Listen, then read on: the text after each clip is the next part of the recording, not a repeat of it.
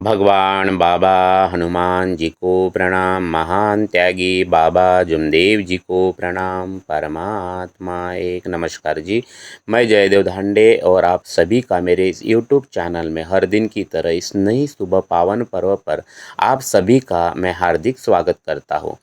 मेरे प्यारे सेवक भाइयों, आज हम आपको एक ऐसे पिता की कहानी सुनाने जा रहे हैं जिनके जीवन में घोर निराशा थी, लेकिन परमात्मा एक मार्ग से जुड़ने के बाद उनके परिवार में खुशी और सुकून वापस आ गया। यह कहानी हम बताने जा रहे हैं रमेश चूड़ामन जी कदरे की, जो नागपुर में रहते हैं। मेरे प्यारे सेवक भाइयों, आप सभी को पता है कि हमारे इस मार्ग में सभी दुखी कष्टी लोग आए हैं। वो कोई न कोई दुख से पीड़ित है, चाहे वो शराबी हो सकते हैं या कोई व्यसनों में फंसे हुए, या तो किसी बीमारी से पीड़ित थे, या तो अंधश्रद्धा में फंसे थे। ऐसे वो तमाम लोग अपने जीवन में दुखी थे, वो इस मार्ग में आते हैं और उनको खुद का अपना आत्मानुभव होता है।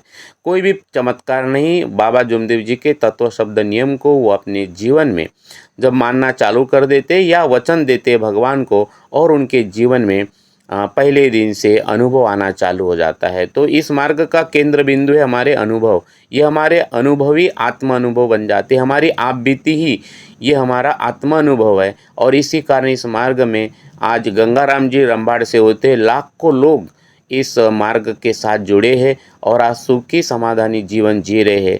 तो बाबा जुमदेव जी के इस मार्ग में, परमात्मा एक मार्ग में आत्म अनुभवी हमारा मुख्य केंद्र बिंदु ही इस मार्ग का प्रचार प्रसार का। तो मेरे प्यारे सेवक भाइयों, इस वीडियो को इसलिए आप ज़्यादा से ज़्यादा शेयर करो। हो सकता है कि ये कहानी किसी से कनेक्ट हो जाए, किसी दुखी कष्टी आदमी को ये वीडियो मिल जाए और उसके जीवन में भी जो आशा का किरण बन जाए। तो मेरे प्यारे सेवक भाइयों, हम जो बात कर रहे हैं रमेश जी की, आइए उनका जो संघर्ष था, उनका निराशा उनके जीवन की, वो किस प्रकार से वो इस मार्ग में जुड़ते हैं। तो रमेश जी जो है, उनके परिवार में रमेश जी, उनकी पत्नी, एक बेटा और एक बेटी, ऐसे कुल 4 सदस्य थे। एक समय में ये ऐसे दुखी और परेशान हो गए कि उन्हें कोई रास्ता ही दिखने नहीं दिया, और उनकी परेशानी की जड़ थी उनका 3 साल का बेटा। रमेश जी बताते हैं कि उनका बेटा जन्म से बीमार रहने लगा। वह दिन रात रोता रहता था, कुछ खाता पीता नहीं था, और उसे लगातार बुखार, उल्टी, दस्त की शिकायत रहती थी। आस पड़ोस के लोग जब इसको देखते थे तो कहते थे कि इसको नज़र लग गए, और कोई तांत्रिक के पास जाने की सलाह देते थे, तो कोई किसी और अलग अलग उपाय की। रमेश जी ने सबसे पहले डॉक्टरी इलाज करवाया, लेकिन कोई फायदा नहीं हुआ। इसके बाद उन्होंने एक तांत्रिक से धागे और ताबीज बनवाए, लेकिन बेटे की हालत में कोई सुधार नहीं आया। रमेश जी और उनकी पत्नी बेटे की तकलीफ को देखकर बहुत दुखी रहते थे। इसके बाद रमेश जी ने अपने बेटे को एक माता के मंदिर में ले जाने का फैसला किया। वहाँ कुछ समय के लिए बेटे को आराम मिलता था, लेकिन फिर से वही तकलीफ शुरू हो जाती थी। उन्होंने फिर से दवाई का सहारा लिया, पर कोई असर नहीं हुआ। उनके मामा भी धागे ताबीज बनाते थे, वे उनके पास भी गए, लेकिन वहाँ भी निराशा ही हाथ लगी। एक दिन बेटे की तबीयत इतनी बिगड़ गई कि रमेश जी उसे फिर मामा के पास ले गए। मामा ने बेटे के कमर पर बांधने के लिए एक धागा दे दिया, जिससे कुछ दिनों तक उससे आराम मिला, लेकिन ये राहत भी अस्थायी थी और कुछ ही दिनों में बीमारी फिर लौट आई। रमेश जी बेटे को मंदिर ले जाने के लिए अपने काम से छुट्टी ले लेते हैं और मन्नत के तौर पर पैदल भी जाते हैं, लेकिन सारी कोशिशें बेकार हो जाती है, और इस प्रकार से रमेश जी का परिवार परिवार पूरा का पूरा दुखी। क्योंकि परिवार में अगर कोई एक बीमार रहता है, एक को तकलीफ है, और ख़ास करके जब बच्चों को तकलीफ होती है, मतलब वो पूरे परिवार की तकलीफ है, माता पिता की तकलीफ है। और इस प्रकार से इसलिए इस मार्ग में जो लोग आते, एक चूल्हे पर खाना बनाने वाले लोग लोग जो है, उन्हीं को वो परमात्मा की जोत लगाने का अधिकार मिलता है। और इस प्रकार से ये दुखी जीवन हमने काफ़ी लोगों ने अनुभव किया, क्योंकि सारे लोग इस मार्ग में दुखी आए हैं। तो आइए पवार जी को एक नई राह कैसी मिलती है, एक नई राह की किरण इस मार्ग में आने की कैसे मिलती है, आइए हम देखते हैं। तो रमेश जी उस समय एक ईंट भट्टे में काम करते थे। उसी भट्टी के जो मालिक थे वो परमात्मा एक मार्ग के सेवक थे। और एक दिन जब रमेश जी छुट्टी पर थे, तो वो सेवक उनके घर आते हैं। देखो भगवान कैसे एक दुखी कष्टी को एक सेवक से जुड़ता है और वो सेवक फिर इस मार्ग से जोड़ता है। तो इसी प्रकार से कड़ी ये एक दूसरे को मिलती है और इस प्रकार से मार्ग का ये प्रचार प्रसार होता है। तो वो सेवक जो होते हैं वो उनके पास जाते हैं कि उन्होंने छुट्टी क्यों लिया। तो रमेश जी से वो पूछते हैं कि आपने छुट्टी क्यों ली। रमेश जी ने अपने दिल का दर्द उनके सामने रख दिया और उन्हें अपने बेटे की सारी परेशानी बताई। तो सेवक जो होते हैं वो रमेश जी की बात सुनकर कहते हैं कि रमेश जी आप जो कुछ भी कर रहे हो, तांत्रिक मांत्रिक डॉक्टर या जो कुछ किया है, जो कुछ भी कर रहे हो सब बेकार है। तुम मेरे साथ चलो, मैं तुम्हें एक ऐसी जगह लेके जाता हूँ जहाँ आपको एक ऐसे डॉक्टर से मिला के देता हूँ, एक अद्भुत कृपा के बारे में मैं आपकी अनुभूति करा देता हूँ, जहाँ सारे सारे समाधान, सारे प्रॉब्लम का समाधान मिल जाएगा। और इस तरह बेटे की चिंता में डूबे रमेश जी, उनके सामने तो कुछ भी रास्ता ही नहीं दिखा रहा था। वो उनकी बात मानते हैं, और लेकिन वो मार्ग को समझ नहीं पाते, लेकिन बात मान लेते हैं। लेकिन रमेश जी को एक उम्मीद उम्मीद जाग जाती है और वो उस सेवक दादा के साथ जाने के लिए तैयार हो जाते हैं। जो सेवक जी होते हैं वो रमेश जी को इस मार्ग के मंडल के ज्येष्ठ मार्गदर्शक आदरणीय मारोतराव जी राउत गुरु जी उनके पास लेके जाते हैं। राउत गुरु जी उनकी तकलीफ़ के बारे में पूछते हैं, सारी चीज़ें समझ लेते हैं और जो रमेश जी है अपने बेटे के बीमारी का पूरा हाल बताते हैं, पूरी तकलीफ़ बताते हैं।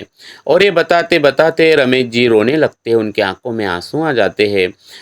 गुरुजी के सामने जब वो रोते हैं, रमेश जी जब रोते हैं, गुरुजी बड़ी शांत और स्नेह से उन्हें समझाते हैं, अरे बेटा अपनी तकलीफ उस भगवान को बता और घर जाकर घर में रखे सभी देव देवताओं की मूर्तियाँ और सारी पूजाओं का तू विसर्जन कर दे और एक भगवान को मान। घर की अच्छे से सारी साफ सफाई कर ले और अगले दिन से तू कार्य लेने के लिए आ जा, सारी तकलीफ तेरी दूर हो जाएगी। और इस गुरुजी के बहुत ही अच्छे समझाने से उनको बहुत अच्छा समाधान मिलता है। आइए हमारे रमेश जी फिर वो घर चले जाते हैं और गुरुजी ने बताए हुए जो मार्गदर्शन किया उसी हिसाब से घर की सारी सब साफ सफाई करते हैं और अगले दिन यानी 16 दिसंबर 2007 को वो इस मार्ग से जुड़ जाते हैं। रमेश जी बताते हैं कि कार्य के पहले ही दिन उनके बेटे की तबीयत में सुधार होने लगा। वह बच्चा जो हर समय रोता रहता था अब खेलने कूदने लगा। उस दिन के बाद से उनके बेटे को वह तकलीफ कभी भी नहीं हुई जो इस मार्ग के पहले होती थी। जैसे ही रमेश जी ने मरने का वचन दिया और सारे दुखों का समाधान बाबा हनुमान जी एक पल में मिल गया। और इस घटना के बाद रमेश जी को अपने इलाके में इस मार्ग के कई सेवक मिले। वो उनके साथ में अभी नियमित रूप से भवन में जाते हैं, चर्चा बैठक में जाते हैं और इस प्रकार से वो लगभग 10 साल सादे कार्य में रहे और साल 2017 में उन्हें त्याग का अवसर मिला। उन्होंने त्याग के कार्य किया। आज उनका जो बेटा है वो बहुत बड़ा हुआ है और आज पूरा परिवार स्वस्थ और खुशहाल है। उनका बेटा भी स्वस्थ है, खुशहाल है, पूरा परिवार अच्छे से जीवन जी रहा है।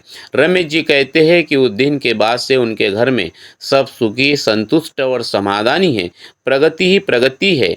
और इस प्रकार से वो कहते हैं कि भगवान बाबा हनुमान जी और महान त्यागी बाबा जुमदेव जी की कृपा को हम कभी जीवन में नहीं भूलेंगे। आज उनकी कृपा से उनका परिवार जो है वो आनंद में है, नया जीवन जी रहा है। और इस प्रकार से ये रमेश चूड़ामन जी कदरे की कहानी हमें बताती है, सिखाती है कि जब इंसान हर तरफ से हार जाता है तब भी उसकी उम्मीद बाकी कहीं न कहीं रह जाती है। भगवान कहीं न कहीं उनके साथ में या उन्हें रास्ता दिखा देता है। और इस प्रकार से एक सेवक के माध्यम से रमेश जी को परमात्मा का मार्ग मिला और सिर्फ मार्ग ही नहीं मिला तो उनका बच्चा स्वस्थ हो गया, उनका पूरा परिवार स्वस्थ हो गया और इस प्रकार से उनका परिवार सुखी और शांति जो उनके जीवन में थी वो उन्होंने देखा, अनुभव कर रहे हैं और आज सुख से जीवन जी रहे हैं। तो ये कहानी है एक विश्वास की, एक लक्ष्य, एक चित्त भगवान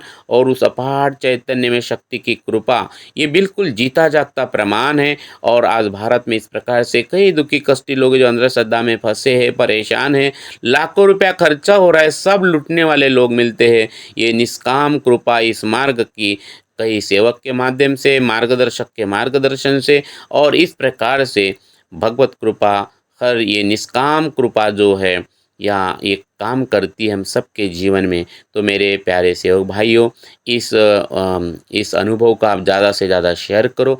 ये अनुभव किसी का अनुभव बन जाए, उसका आत्मबल और आत्मविश्वास बढ़ जाए।